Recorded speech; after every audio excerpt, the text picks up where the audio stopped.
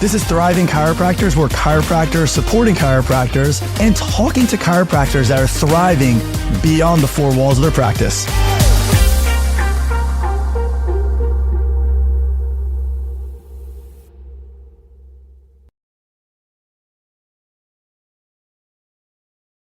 This is Austin Cohen here at Thriving Chiros, and welcome to season 1. We are very fortunate to have Dr. Karen Ferguson here today. Thank you so much for being here. Hey. So super exciting, and someone who's been in the profession for a while. You've been a mentor to a lot of people, so thank you for taking the time to do this today. I really appreciate this. Yeah. The big thing about Thriving Chiros is we really want to help chiropractors not just survive in practice, but we want to help them thrive, and that goes in a lot of different facets, where as far as business and professional, family as well, and personal life. So we really want to get chiropractors to have a lot of experience and can share some value with us. And thank you again for doing this, by the way. So thank you for asking. And one of the questions I always love to start with is, when you look at your career in chiropractic and things you've done in your life, and you think of some of maybe the pivotal moments or pivotal decisions or changes you've made, could you share with the audience maybe something that you think has had the biggest impact for you? Well, that's kind of like a loaded and unloaded question. Yep. So the biggest impact is, there's a couple pivotal moments. One would be when I first went out into practice, and I came from a family of entrepreneurs. And you got to remember, back in 1995, there weren't podcasts and there wasn't Instagram and, the internet and everything like that. It was just sheer will, and then being able to reach out to people or going to the library or something like that, or listening to tapes and CDs and whatnot. So everything that I got was from going to seminars and whatnot. But I just was like, this is what I'm going to do. I'm going to be an entrepreneur. And I feel like a lot of us go into chiropractic because we want to give, love, and serve. However, when opening doors, it's a business, and that side of myself was extremely weak. And even though I came from a family of entrepreneurs, I didn't know anything about running a business. And it was, thank goodness, I had very low overhead, and I feel like that's a mistake a lot of people make. I remember going into this place, and it was like $350 a month, which is unheard of. And that included electricity and plumbing and everything. It was only 350 square feet. However, so it was a low overhead, because the biggest stress for people is money and so forth. And I had capital. I had a certain amount of money that I had borrowed from my parents to basically live off of and have the practice. And so I was trying to put it all together my way, but I didn't really know the business aspect. And so it was when I reached out for help. I was like, I'm either going to go become a teacher, or I'm actually going to ask for help, because I don't know what the heck I'm doing. How long into practice was this? Like 6 months. Oh, wow, okay. Because the funds were running out. And I was like, okay, because I wanted to have an all cash practice and all this other stuff. And it was like, no, you can bill for these things. Because when I was in school, I was like this professional student. So I didn't know what it was like to live in the real world. Now I do. People who pay money for insurance, if they have it, they want to be able to use it. So I grew up around hearing Reggie Gold and Sigafus and, all these people, like the box on the wall and this and this and this. And so making it affordable to give, love, and serve, that kind of thing. So I decided to listen to some people who reach out for help, and listen to some people who were successful in practice. And okay, now tell me, put my ego aside and give me a roadmap of what I need to do, because my heart was in the right place and I trusted my skills as a chiropractor with my hands. Now it was communicating and being able to develop the business side. So that was that, and I ended up going to different seminars. I didn't sign up for one particular practice management, because it wasn't this yearly thing. It was you can come if you want to, and I just chose to go to every single one. And I'm like, okay, even though this is uncomfortable and it's stretching me out of my comfort zone, don't reinvent the wheel, right? If it works for you, it's going to work for me, and it aligned with myself philosophically. So that was important to me as well, because it was always important for me to have a family vitalistic practice. It was just how to be able to do that. I think a lot of people could relate, though, to this story. I mean, there's probably if you go to a class right now of chiropractors of 200 and you say, who here wants to open up their own practice when they graduate? Most are going to raise their hand. Yeah. And maybe most aren't designed actually at first to do that. Maybe at some point in their careers they are, but maybe it's good to get experience first. Can you look back though at when you went to those seminars and when you were studying mentors and when you were asking questions, can you look back and think things you took away from that time of study and that you took away where you said, this was what helped me grow? Well, there's a couple things that helped me grow. So there's like the mechanical aspect of what helped me grow, which was having systems in place. So these are the systems, and these are systems that are repeatable. Starbucks has a system. You learn, okay, if you want this, you've got this drink has so many shots of this and this and this and pumps and whatnot. So it was implementing those systems that regardless of the volume that we would be able to handle. So we wanted to be like working smarter and not necessarily harder. And then what was the question again? Yeah, I mean, just thinking back, like what were some of those systems or what were some of the takeaways from the seminars or some of the mentors? I'm sure you made some changes in the practice, of course, like that helped grow it because, you've been doing it since 95, so you've been successful. So it was like the systems would be, it's like, well, one, I didn't have a problem going out in the community. Back then, again, we didn't have podcasts and other different social media. So it was like literally knocking on doors. It was having anything that I could do in the community, any event, whether it be at a Kroger or whether it be at a Babies R Us or whatever it was. So I had no problem talking to people and getting them in the door, but it's how to keep them in the door. And just my sheer passion for chiropractic wasn't enough. It was about the way that I communicated and becoming a master communicator. I've seen chiropractors that are phenomenal in their technique. However, if the communication is lacking and being able to connect and really have that person inside have a revelation and an aha moment of that our office is creating a solution for a problem that somebody has. And it's being able to connect with them for them to really truly understand of what that is. And so when they realize that this is what that is, then going from there. So it was having a system to be able to take a person from the moment they walk in the door to the everyday visit and having those systems in place and how to communicate from the people who are answering the phone calls. In the beginning, it was I did everything. And now it's hiring people who can do those things that are an extension of myself and represent, the whole practice as a whole. So that was one pivotal moment. So those are all the mechanics. And then the other part would be like the heart, the drive, the desire, the vision of the unseen things that I feel contribute to success. And the pivotal moment is who I am as a person matters and puts out this quantum physics, these energy waves, right? And so another pivotal moment would be probably 3 or 4 years ago before I went through my divorce with my first husband. And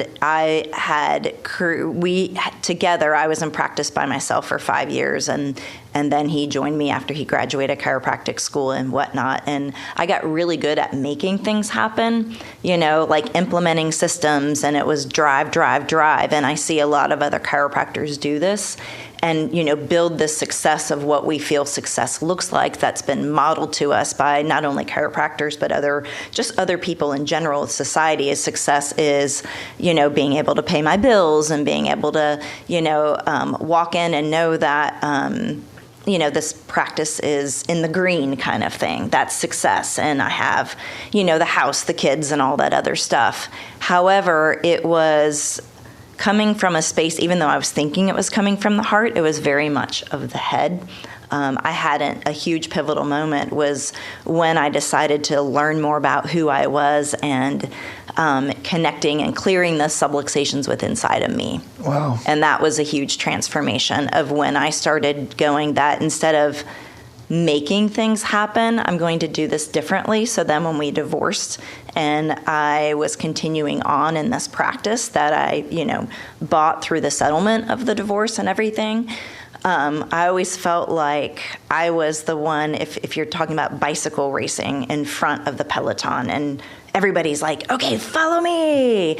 And that's like what I saw at like DE and people standing on stage, and you have all this enthusiasm, which I had all this enthusiasm, but it gets exhausting, and I see this with with the people that we serve in the practice, as well as I see this with other chiropractors, why it can either lead to burnout or whatnot is because I was so good at serving and giving, but I was a terrible receiver. And that's not in balance in life. There's day, there's night, there's summer, there's winter, so there's seasons of ourselves. And I was so busy just being busy and focusing on achievement because that's what has been modeled to me throughout my life. And for most people, that I didn't stop and get silent and go inside of myself and am I feeling joy and what is my intention and bringing in this quantum physics and this spirituality into it. Well, we talk about as chiropractors, right? Above, down, inside out. And I think a lot of chiropractors, unfortunately, are living outside in. And you're right. I mean, there's a couple things of takeaways that I think that are important. I have 2 kids also. We talked about this earlier. And as I've gone in practice of what I thought was important when I first graduated to what's important to me now, very different. And how I define success is extremely different now than it was 15 years ago. Yeah. And you're right, like the things I see in burnout, there's 16 doctors on my team. And the number one thing I tell them is I say, the most important thing to you right now is to find friends and have hobbies. Yeah. Because if you don't have friends and you don't have hobbies, you're right, you'll burn out. Mm-hmm. And you gotta have relationships that matter and create experiences with those relationships. And so, you're dead on. I hope people are listening to this thinking, like, is that me, right? Like not getting sucked down this like rabbit hole of just pushing and pushing and pushing. And then you get to the end and for what? Right. Right. It's like, okay, 100 a week and 200 a week and 300 a week and 400 a week. It's like this never enough. And so I signed up with, I've been a lifelong personal growth and development person in the last, 35 years.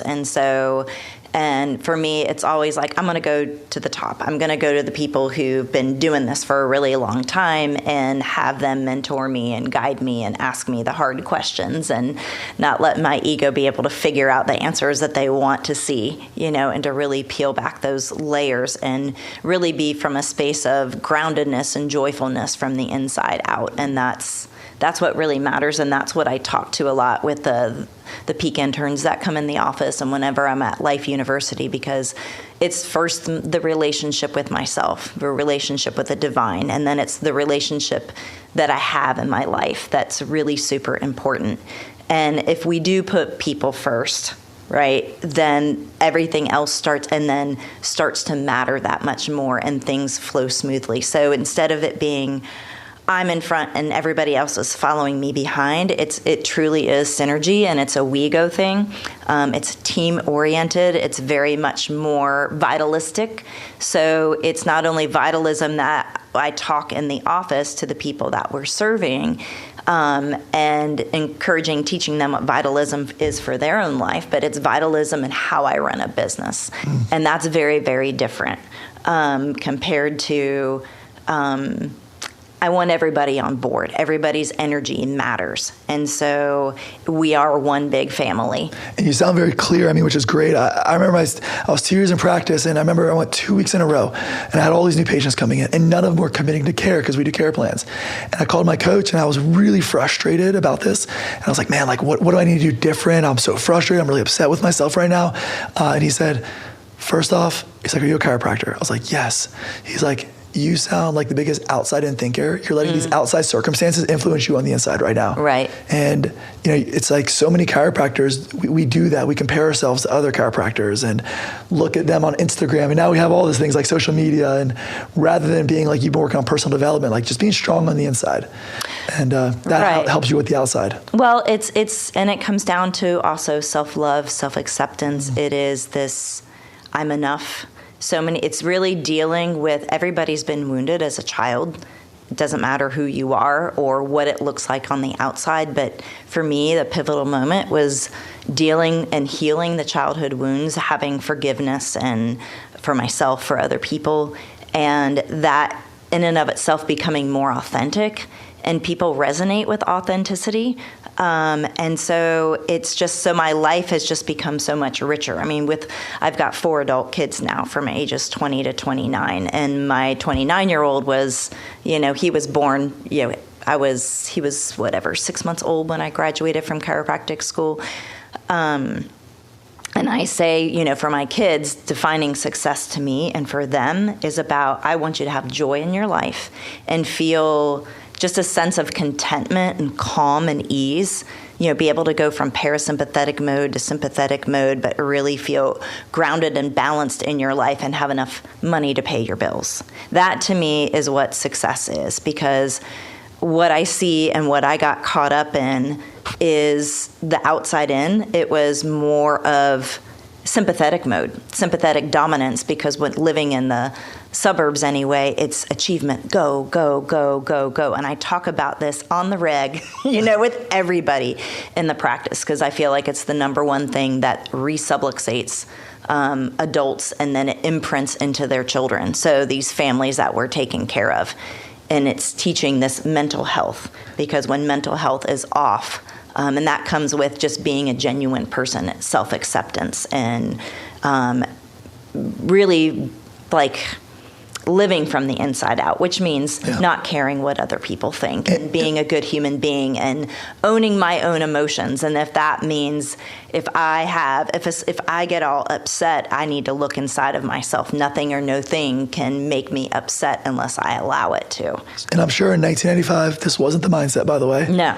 And so I guess my question is, you've talked about, shedding down the ego to ask for help, self-love, joy, core values, defining success, right? We talked about all those things. And, how long would you say in practice it took you before you actually felt like I've got joy? I feel like I'm living inside out. Well, on a day in and day out, but if you would have asked me in my 20s or my 30s, I would have said I had joy. It was this unconscious thing because I didn't know what it felt. It's kind of like asking somebody how they're feeling and they've never been adjusted before. And that's their normal, right? And then they start to get adjusted and it's like, oh, those normal headaches went away, or I'm able to go to sleep and stay asleep. So I thought I was very joyful and that I was living from the inside out. But it's I was very much of listen to Oprah Winfrey, because she was always I called her my spiritual mama. But she's first you get the little tink beside the head, and then you get the little rock, and then you get the brick, and then you get the whole brick wall. So the whole brick wall was when I had been in practice it was maybe 20 years or so. Wow. And that was when I was going through my divorce, because it's that's a whole brick wall. I had to all right, what's everybody going to think? I had to finally be all right, either keep holding this image together, or just let it all fall by the wayside and just shatter. And it was the phoenix rising up from the ashes. What am I taking with me and moving forward? What's working and leaving behind what's not working? And that's a paradigm shift as well.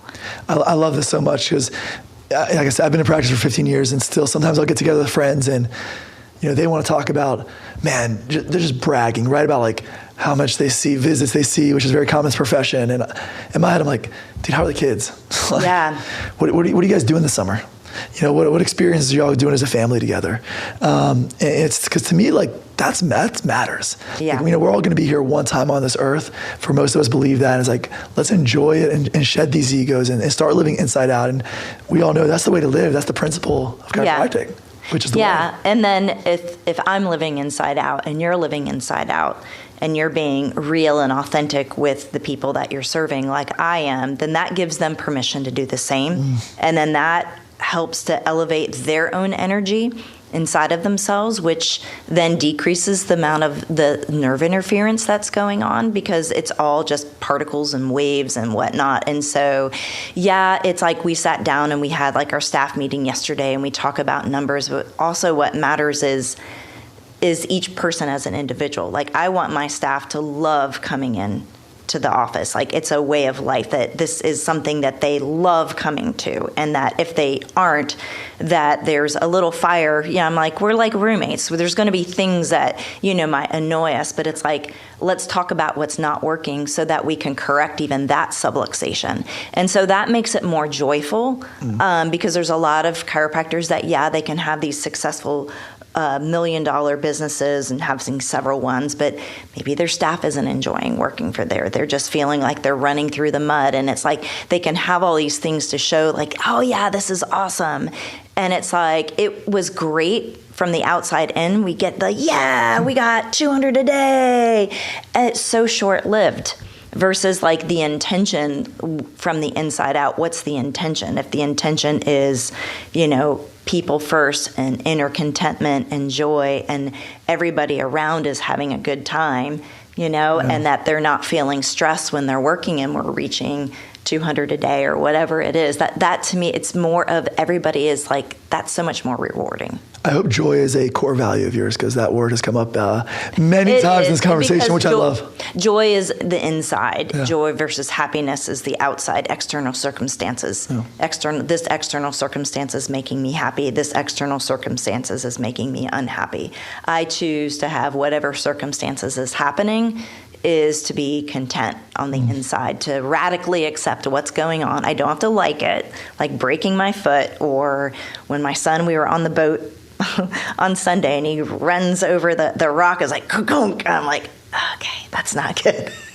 Instead of that getting me upset, and it's like, okay, this is going to be a big bill and this and that, we're not going to be on the lake anymore, and all this stuff.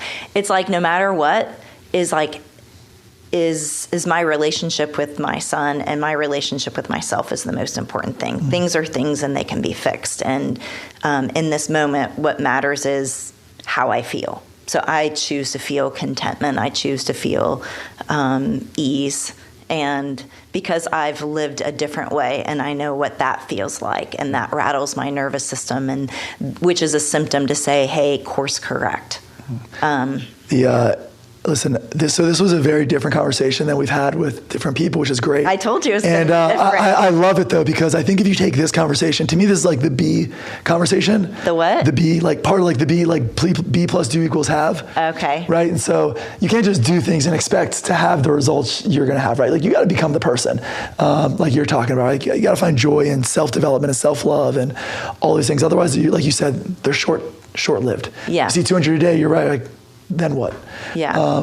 And I love this. So to me, it's just this balance of this conversation and also like tactical stuff, I think is just really creates such a good level of success. So. Yeah. And then there's the B of like the rah B, right? Yeah. And I was that way. And the difference between, I didn't even know what that was, like getting into my body, like really feeling and dropping down into my heart and what that felt like, because I was so used to being conditioned of hype and having all this high energy, which I can do and be like, yeah, jumping up and down and whatnot. However, day-to-day life and day-to-day living, and so like when I'm talking to you, I'm talking to other chiropractors or whatnot, I'm like, no, I want to know you. I want to know who you are behind all of that. So I want to connect with you on a deep level and, know you're authentic. I want to know you authentically. Oh. And that's what I know the people in the office appreciate. Who I am here is the same who I am when I'm in the office communicating with staff, or the way I am at home with my kids and whatnot. It doesn't change. So many nuggets today. Thank you so much for being here, by the way, Dr. Karen. This was awesome. Thank you so much.